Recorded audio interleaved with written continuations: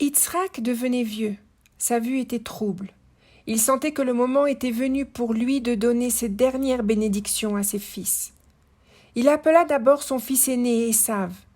Il lui demanda d'aller au champ chasser du gibier pour lui, puis de le lui cuisiner comme il l'aimait, afin qu'il puisse le manger. Alors il pourrait lui donner sa bénédiction. Mais voilà que pendant qu'Esav était au champ, Rivka, qui avait entendu la conversation, se dépêcha de parler à Yaakov, son fils, et lui demanda d'écouter attentivement et d'être obéissant à ses paroles. Elle lui dit « Va donc au bétail et prends 2 beaux chevreaux, et je cuisinerai pour ton père un plat comme il l'aime. Toi, tu le lui apporteras pour qu'il le mange, et te bénisse avant de mourir. » Yaakov comprit aussitôt l'intention de sa mère, et se défendit qu'il ne voulut pas tromper son père, de peur que son père le découvre et le maudisse. Rivka lui assura alors qu'elle prenait sur elle l'entière responsabilité de cet acte. Puis elle l'habilla des vêtements d'Ésav et lui couvrit les mains et le cou de peau de chevreau. Elle lui remit alors le repas qu'elle avait préparé et l'envoya vers son père. Yaakov se présenta devant Yitzhak qui attendait Ésav.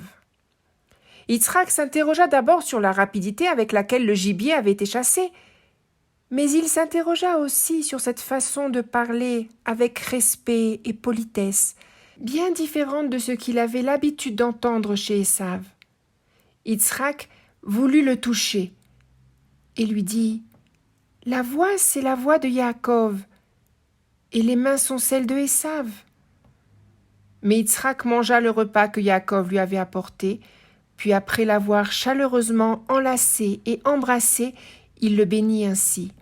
« Que le Seigneur te donne de la rose des cieux et de la sève de la terre, une abondance de blé et de vin.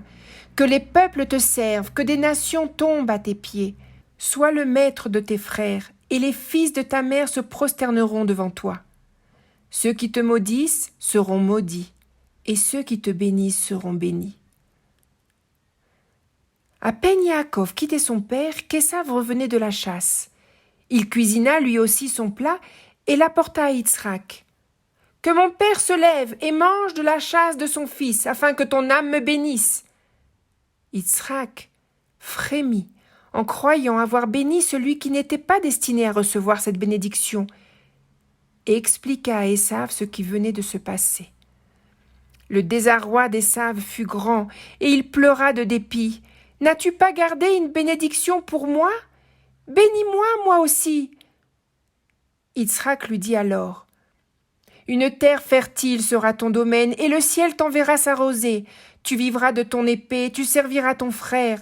Pourtant, après avoir plié sous le joug, ton cou s'en affranchira. » Il lui donna ainsi le droit de se débarrasser de la domination de son frère chaque fois que celui-ci s'éloignait du chemin de Dieu. De ce jour, Ésav détesta Yaakov et se promit de le faire périr. Rivka, leur mère, apprit son intention, et pour protéger Yaakov, elle lui demanda de partir à Haran chez son frère Lavan et d'y rester le temps que s'apaise la fureur d'Ésav. Comme Abraham, elle voulait que Yaakov trouve une épouse parmi sa famille à Haran. Elle alla voir Yitzhak pour lui expliquer que Yaakov ne pouvait rester sur cette terre pour trouver une femme, car elle savait qu'aucune d'elles n'avait le mérite de rentrer dans la maison d'Abraham. Alors Yitzhak appela Yaakov afin de lui demander d'aller à Haran, dans la famille de sa mère, chez son frère, pour trouver une épouse. Il l'envoya donc chez Lavan après lui avoir donné une affectueuse bénédiction. « Le Dieu Tout-Puissant te bénira, te fera fructifier. Tu deviendras une congrégation de peuples, et qu'il te fasse hériter du pays que Dieu a donné à Abraham. » Plein de ces recommandations, Yaakov quitta Beersheva pour se rendre chez son oncle Lavan. De son côté, Ésav, qui entendit les recommandations de son père à Yaakov de ne point prendre de femme en Canaan, alla chez Ishmaël, le fils d'Abraham, son grand-père, et prit une de ses filles pour femme. Quant à Yaakov, quand il reprit la route vers la maison du frère de sa mère, il passa par le mont Moria. C'était la nuit, alors il décida de s'y arrêter et prier. Fatigué par son voyage, il ramassa des pierres pour y reposer sa tête et s'endormit. Alors, il eut un rêve.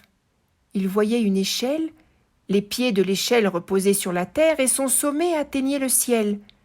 Des anges y montaient et descendaient. Alors Dieu, qui le protégeait, s'adressa à lui.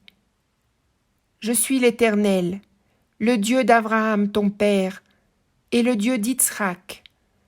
La terre sur laquelle tu te reposes, je te la donnerai à toi, ainsi qu'à ta postérité. Et ta postérité sera comme la poussière de la terre, et tu t'étendras à l'ouest et à l'est, au nord et au sud.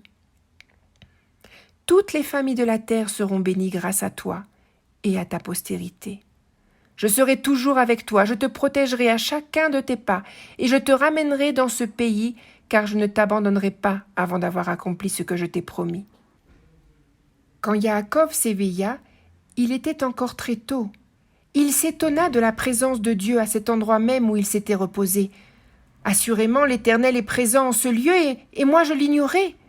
Il fut saisi d'une crainte car il avait dormi dans un endroit sacré.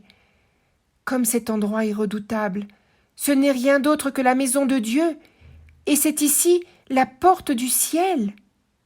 La porte de la prière. Il prit la pierre qui lui avait servi d'oreiller et l'érigea en monument en souvenir de ce qu'il avait vu. Il appela l'endroit Béthel, la maison de Dieu. Puis il fit un vœu. « Si le Seigneur est avec moi, s'il me protège dans mon chemin, s'il me ramène en toute sécurité dans la maison de mon Père, alors cette pierre que je viens d'ériger deviendra la maison du Seigneur, et je donnerai à Dieu 1/10 de tout ce qui m'appartient. » Puis, Yaakov continua son voyage vers l'est.